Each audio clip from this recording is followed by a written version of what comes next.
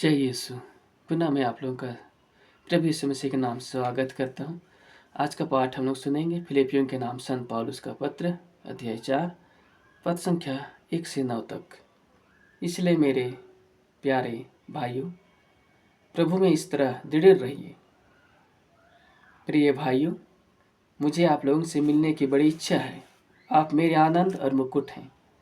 मैं एवोदिया और सुन्तुखे दोनों से अनुरोध करता हूँ कि तुम प्रभु में समझौता कर लो। सुजोगे, मैं तुमसे अपने सच्चे साथी से प्रार्थना करता हूँ कि तुम इन दोनों की सहायता करो। इन्होंने क्लेमेंट और मेरे अन्य सहयोगियों सहित उनके नाम जीवन ग्रंथ में है सुसमाचार के प्रचार में मेरे साथ कठोर परिश्रम किया। आप लोग प्रभु में हर समय प्रसन्न रहें। मैं फिर कहता हूँ, प्रसन्न रहें। सब लोग अपनी साम्यता जान लें। प्रभु निकट है। किसी बात की चिंता ना करें। हर जरूरत में प्रार्थना करें और विनय तथा धन्यवाद के साथ ईश्वर के सामने अपने निवेदन प्रस्तुत करें। और ईश्वर की शांति, जो हमारे समझ से परे है, आपके हृदयों और विचारों को ईसा मसीह में सुरक्षित रखेगी। भाइयों, अंत में यह, जो कुछ सच है, आदरणीय है, जो कुछ न्याय संगत है, निर्दोष है, जो कुछ प्रीतिकर है, मनोहर है, जो कुछ उत्तम है, प्रशंसनीय है, ऐसी बातों का मनन करें। आप लोगों ने मुझसे जो सीखा, ग्रहण किया, सुना और मुझ में देखा, उसके अनुसार आचरण करें और शांति का ईश्वर आप लोगों के साथ रहेगा। यह प्रभु की वाणी है। ईश्वर को धन्यवाद। ख्रिस्त में प्यारे माता पिता, भाई बहनों, छोटे बच्चों, आज के पाठ के द्वारा प्रभु हमें बताना चाहते हैं कि किस प्रकार हमें प्रभु पर श्रद्धा रखना है, किस प्रकार दृढ़ विश्वास रखना है। जिस तरह से संत पौलुस अपने पत्र के द्वारा लोगों को समझाते रहे हैं। फिलिपियों के नाम उन्होंने पत्र लिखा और उन्होंने अपने भाइयों को, जिनका नाम है यवोदिया, सुन्तुखे, उन भाइयों से अनुरोध करते हैं और कहते हैं कि आप सभी प्रभु पर दृढ़ भरोसा रखें और उनसे हमेशा प्रार्थना करते रहें। उन्होंने क्लेमेंट और अन्य सहयोगियों सहित, जिनका नाम जीवन ग्रंथ में लिखा गया है, सुसमाचार के प्रचार में, जो कि संत पौलुस का साथ दिया, उनसे वह अनुरोध करते हैं कि आप प्रभु पर दृढ़ भरोसा रखें। और आज यह पत्र हम सभी के लिए है। जिस प्रकार संत पौलुस ने उन लोगों के लिए पत्र में उन लोगों से अनुरोध किया और प्रभु के वचन को दिया और प्रभु के वचन के द्वारा उन लोगों को समझाया, वह वचन आज हम सब के लिए है। जो कोई भी यह वचन सुन रहे हैं, हम सब प्रत्येक जनों के लिए कि प्रभु हम सब से क्या कहते हैं। वे कहते हैं कि संत पौलुस हम सभी से, आप लोग प्रभु में हर समय प्रसन्न रहें। मैं फिर कहता हूँ, प्रसन्न रहें। सब लोग अपनी साम्यता जान पाएँ, जान जाएं, प्रभु निकट है। किसी बात की चिंता ना करें, हर जरूरत में प्रार्थना करें और विनय तथा धन्यवाद के साथ ईश्वर के सामने अपने निवेदन प्रस्तुत करें। और ईश्वर की शांति, जो हमारे समझ से परे है, आपके हृदयों और विचारों को ईसा मसीह में सुरक्षित रखेगी। हाँ मेरे प्यारे भाई और बहनों, प्रभु यीशु मसीह की कृपा हम सभी के लिए पर्याप्त है। यदि हम प्रभु पर दृढ़ भरोसा रखते हैं तो हमारे लिए सब कुछ है। प्रभु का प्रेम सर्वोपरि है।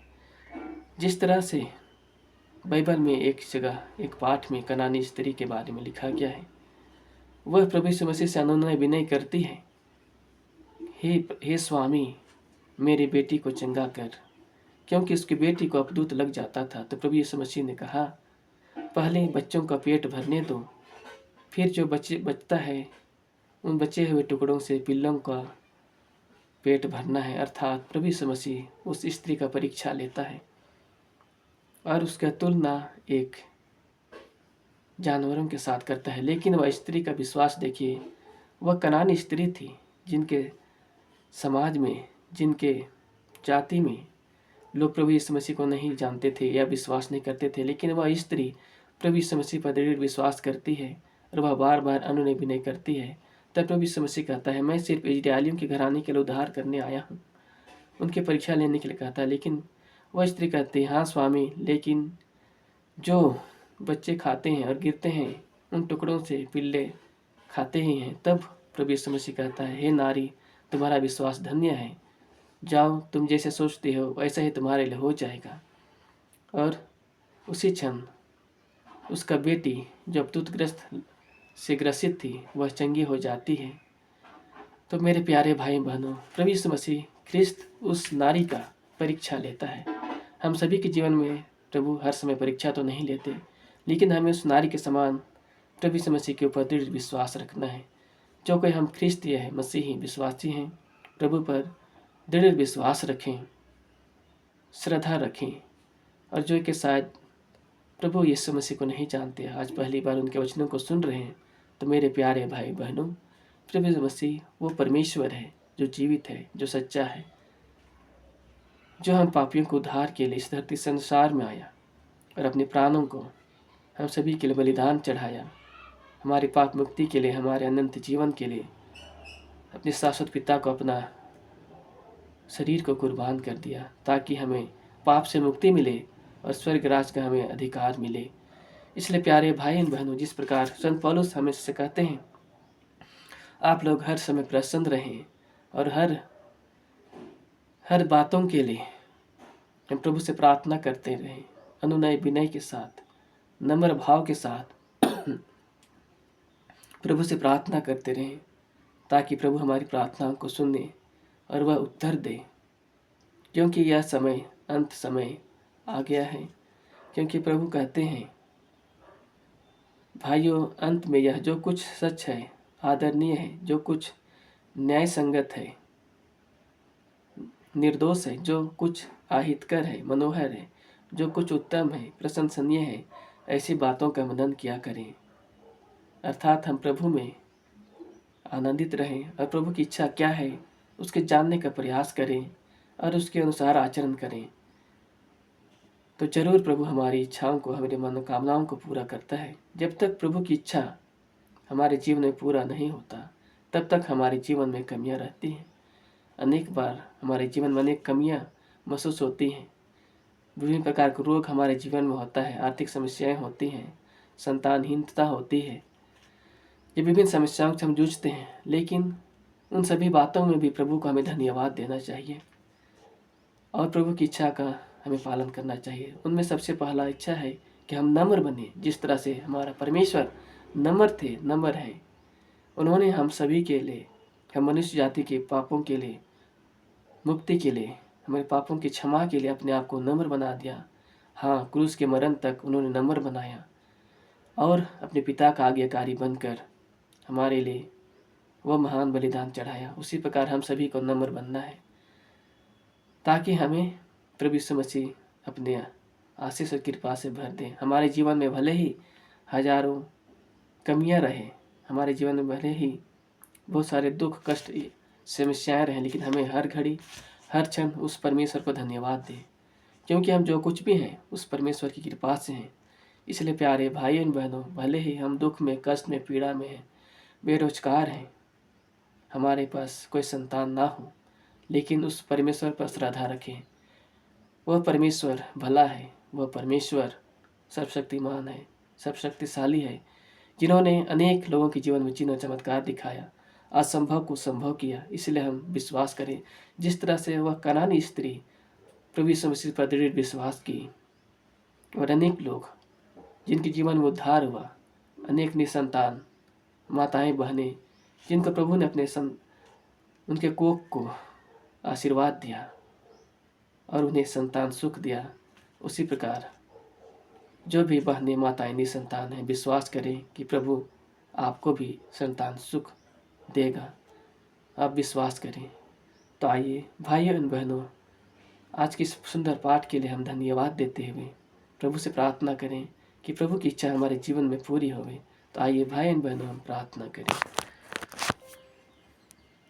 हे सर्वशक्तिमान परमेश्वर, पुनः आज के जीवन के लिए, नई जीवन के लिए, नई सांस के लिए, नई जिंदगी के लिए प्रभु पुनः धन्यवाद करते हैं कि प्रभु आपने हमें नया जीवन दिया। पिता, हमें रात भर संभाला प्रभु, और यह नया दिन देखने को दिया। पिता, इस नए दिन के लिए, नए जीवन के हम लिए हम कोटि कोटि धन्यवाद देते हैं प्रभु।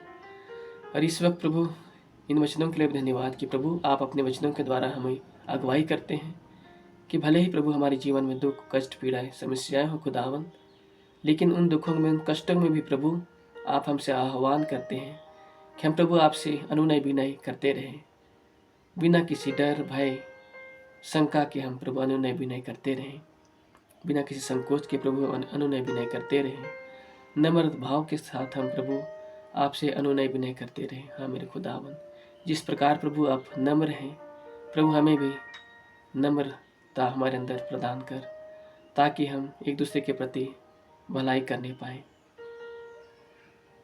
जिस तरह से प्रभु आप अनेक जो प्रभु वचन बाइबल में प्रभु हमारे लिए उदाहरण है, जिस तरह से वह कनानी स्त्री प्रभु आप पर दृढ़ विश्वास रखी और आपने उनका परीक्षा लिया, उस परीक्षा में उन्होंने खरा उतरा और आपने उनके पुत्री को, जो कि अबतुतग्रस्त लगी हुई थी, उसके बेटे को प्रभु आपने पूर्ण चंगाई दिया। उसी प्रकार आज प्रभु बहुत सारे माता पिताओं के जीवन में विभिन्न प्रकार की समस्याएं खुदावन, किसी के जीवन में निसंतानता है, बेरोजगारी है, आर्थिक समस्याएं हैं, विभिन्न प्रकार के बंधन में पड़े हुए हैं, गलत रिश्ता, गलत संबंध के बंधन में पड़े हुए हैं मेरे परमेश्वर, जो उन सभी बातों से, उन सभी समस्याओं से, उन सभी रोगों से आज़ाद होना चाहते हैं मेरे खुदावन, मैं नम्रतापूर्वक प्रभु आपसे अनुनय विनय करता हूँ मेरे परमेश्वर। हे दया सागर परमेश्वर, हम सभी की सुधि लेने वाला परमेश्वर, दया कर। जितने भी माताएं बहन इस वक्त इन वचनों को, इस प्रार्थना को सुन रहे हैं, जिनके गोद सोनी है मेरे परमेश्वर, जिस तरह से प्रभु आपने हमें संतान दिया मेरे परमेश्वर, हमारे जीवन में खुशियाँ दिया परमेश्वर, उसी प्रकार प्रभु उन बहनों के जीवन में, माताओं के जीवन में जो निसंतान है मेरे परमेश्वर, दया कर कि वे भी प्रभु आपकी महिमा करें, वे भी प्रभु आपका स्तुति गान करने सके। प्रभु उन्हें एक संतान सुख देने के लिए प्रभु मैं धन्यवाद देता। जिनके जीवन में प्रभु आर्थिक समस्याएं, तंगी है, बेरोजगारी है मेरे खुदावन, हे दया सागर परमेश्वर, दया कर, क्योंकि प्रभु आप हमें हमारे जीवन के हर एक दुखों को, हर एक कष्टों को, हर एक पीड़ाओं को प्रभु जानते हैं मेरे परमेश्वर, और हमारे मांगने से पहले प्रभु आप उन्हें जानते हैं मेरे खुदावन। हर एक कष्टों, पीड़ाओं, समस्याओं में जीवन जीने वाले हर एक लोगों को प्रभु मैं आपके पवित्र चरणों में समर्पित करता हूँ कि आपकी दया से, आपकी कृपा से उनके जीवन में हर एक दुख, कष्ट, समस्याएं दूर होने पाए मेरे परमेश्वर। यह प्रार्थना मैं प्रभु यीशु मसीह आपके पवित्र नाम से मैं करता हूँ, आमीन। प्रभु यीशु मसीह आप लोगों को आशीर्वाद दे और अपने वचनों के अनुसार अगुवाई करें कि आप जो कुछ भी प्रभु के आज वचन सुने हैं उन वचनों पर दृढ़ विश्वास कर सकें। प्रभु आप लोगों को शक्ति सामर्थ प्रदान करें। धन्यवाद। जय यीशु। पिता, पुत्र, पवित्र आत्मा के नाम पर, आमीन।